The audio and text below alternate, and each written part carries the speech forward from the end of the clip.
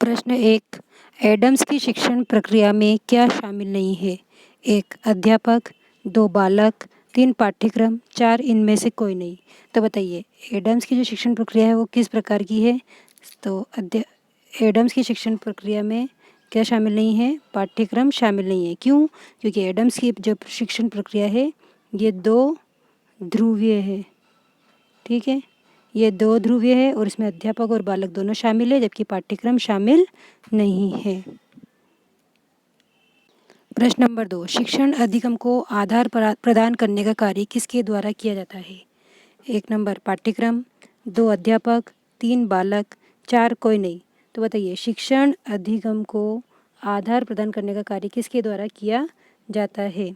तो आपका सही उत्तर हो जाएगा पाठ्यक्रम। पाठ्यक्रम के द्वारा ही हमारे शिक्षण को आधार प्रदान किया जाता है। अगर पाठ्यक्रम ही नहीं होगा तो हम किस आधार पर बच्चों को पढ़ाएंगे? तो सबसे महत्वपूर्ण क्या है? पाठ्यक्रम है। प्रश्न नंबर 3 देखिए, शिक्षण अधिगम की प्रक्रिया किस पर केंद्रित है? बताइए शिक्षण अधिगम की जो प्रक्रिया है वो किस पर केंद्रित है? पाठ्यक्रम केंद्रित, अध्यापक केंद्रित, बाल केंद्रित या कोई नहीं? तो शिक्षण अधिगम की प्रक्रिया किस पर केंद्रित है? बाल केंद्रित, बच्चों पर केंद्रित है। बच्चे ही नहीं होंगे तो हम इसको पढ़ाएंगे किसको? प्रश्न नंबर 4, पाठ्यक्रम मनोविज्ञान की कौन सी विचारधारा पर आधारित है? 1 नंबर गेस्टाल्टवादी, 2 संप्रदायवादी, 3 संरचनावादी, 4 क्रिया प्रसूत। तो पाठ्यक्रम जो है कौन सी विचारधारा पर आधारित है? तो पाठ्यक्रम जो है वो गेस्टाल्टवादी विचारधारा पर आधारित है। तो पाठ्यक्रम मनोविज्ञान की गेस्टाल्टवादी विचारधारा पर आधारित है। प्रश्न नंबर 5, पाठ्यक्रम का निर्माण अधिगम के किस सिद्धांत पर किया जाता है? पाठ्यक्रम का निर्माण किस सिद्धांत पर किया जाता है? अंतर्दृष्टि के सिद्धांत, उद्दीपन के सिद्धांत, अनुक्रिया के सिद्धांत या कोई नहीं? तो सही उत्तर हो जाएगा पाठ्यक्रम का जो निर्माण है वो अंतर्दृष्टि के सिद्धांत पर किया जाता है। प्रश्न नंबर 6, पाठ्यक्रम शब्द अंग्रेजी भाषा के कौन से शब्द से बना है? बताइए करिकुलम, करिक्यूलम, केरिकुलम या इनमें से कोई नहीं? तो पाठ्यक्रम जो शब्द है अंग्रेजी भाषा के कौन से शब्द से बना है? 2 नंबर करिक्यूलम शब्द से पाठ्यक्रम शब्द का निर्माण हुआ है। प्रश्न नंबर 7, पाठ्यक्रम लैटिन भाषा के कुरेर शब्द से बना है, जिसका अर्थ क्या होता है? तो पाठ्यक्रम जो है लैटिन भाषा के कुरेर शब्द से बना है, जिसका अर्थ क्या होता है? दौड़ का मैदान, खेल का मैदान, विद्यालय या पाठ्यपुस्तक? तो बताइए पाठ्यक्रम जो है लैटिन भाषा के कुरेर शब्द से बना है, जिसका अर्थ क्या होता है? दौड़ का मैदान। प्रश्न नंबर 8, पाठ्यक्रम कलाकार के हाथ में एक ऐसा यंत्र है जिसकी सहायता से वह अपनी सामग्री मतलब विद्यार्थी को अपने स्टूडियो मतलब विद्यालय में अपने आदर्श के अनुरूप ढालने की कोशिश करता है। ये परिभाषा किसकी है? और कलाकार कौन हो जाएगा? शिक्षक। तो शिक्षक के हाथ में एक ऐसा यंत्र है जिसकी सहायता से वो विद्यार्थी को विद्यालय में अपने आदर्श के अनुरूप ढालने की कोशिश करता है। ये परिभाषा किसकी है? तो ऑप्शन है आपका 1 number Cunningham, 2 number Binning, 3 number Munro, 4 number Stanley Hall. तो सही उत्तर हो जाएगा 1 नंबर कन्निंघम की ये परिभाषा है। प्रश्न नंबर 9, पाठ्यक्रम निर्माण के उपयोगिता का सिद्धांत के समर्थक कौन है? जो पाठ्यक्रम निर्माण में बहुत सारे सिद्धांत हैं, 5 सिद्धांत हैं, तो इसमें जो उपयोगिता का सिद्धांत है इसके समर्थक कौन है?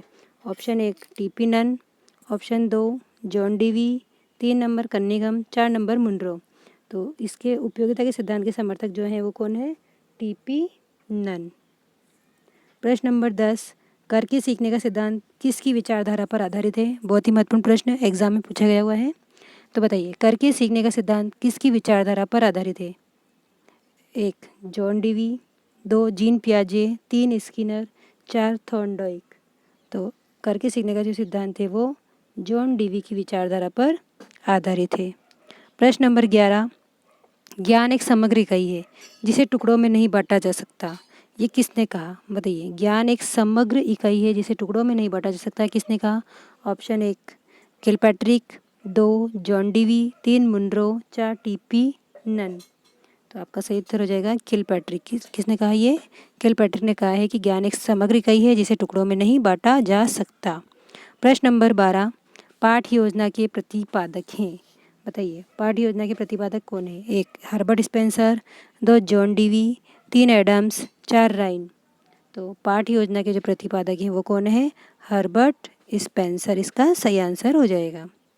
प्रश्न नंबर 13, शिक्षण व्यवस्था के सभी पक्षों को वास्तविक एवं व्यावहारिक रूप में लिखना ही पाठ्य योजना कहलाती है।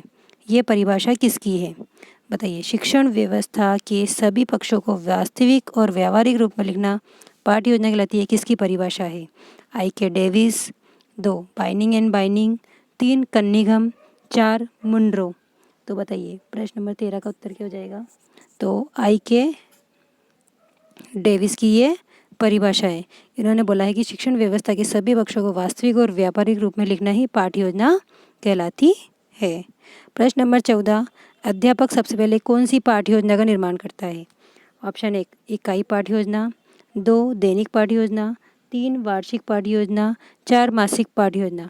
तो बताइए सबसे पहले वो कौन सी पाठ्य योजना का निर्माण करेगा?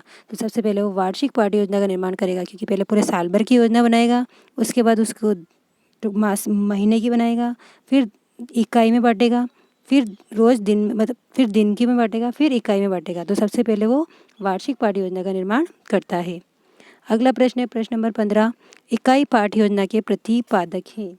तो इकाई पाठ्य योजना के प्रतिपादक 1 S.C. Morrison, 2 John Dewey, 3 Herbert Spencer, 4 कोई नहीं।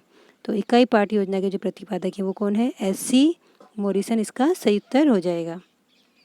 प्रश्न नंबर 16, इकाई शब्द का सर्वप्रथम प्रयोग 1920 में कहाँ पर किया गया? सबसे पहले जो इकाई शब्द है इसका प्रयोग किया गया था 1920 में। ये कहाँ पर किया गया? 1 नंबर ब्रिटेन, 2 अमेरिका, 3 रूस, 4 भारत। तो सबसे पहले जो इकाई शब्द का प्रयोग कहाँ किया गया था? ब्रिटेन में किया गया था, और यूनिट शब्द के रूप में इसका उपयोग किया गया था। यूनिट, ठीक है, इंग्लिश में अपन यूनिट बोलते ही हैं। प्रश्न नंबर 17, दैनिक पाठ्य योजना की समय अवधि होती है।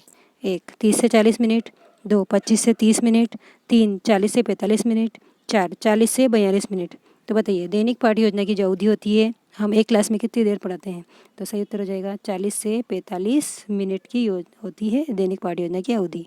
प्रश्न नंबर 18, दैनिक पाठ्य योजना को आधार प्रदान करने का कार्य कौन करता है? इकाई पाठ्य योजना, वार्षिक पाठ्य योजना, मासिक पाठ्य योजना या तीनों? तो बताइए दैनिक पाठ्य योजना को आधार कौन प्रदान करेगा? इकाई पाठ्य योजना करेगी, क्योंकि हम इकाइयों में बांट के उसको पढ़ाते हैं। तो दैनिक पाठ्य योजना को आधार प्रदान करने का कार्य कौन करता है? इकाई पाठ्य योजना। प्रश्न नंबर 19, सीखे हुए ज्ञान का वास्तविक जीवन में उपयोग करना ये किस प्रकार का शैक्षिक उद्देश्य है? सीखे हुए ज्ञान का वास्तविक जीवन में उपयोग करना, तो बताइए ज्ञानात्मक, अवबोध, ज्ञानोपयोग या अभिरुचि? तो सीखे हुए ज्ञान का वास्तविक जीवन में उपयोग करना कौन सा उपयोग है? ज्ञान का उपयोग कर रहे हैं हम, तो सीखे हुए ज्ञान का उपयोग कर रहे हैं, तो क्या हो जाएगा? ज्ञानोपयोग इसका सही उत्तर हो जाएगा।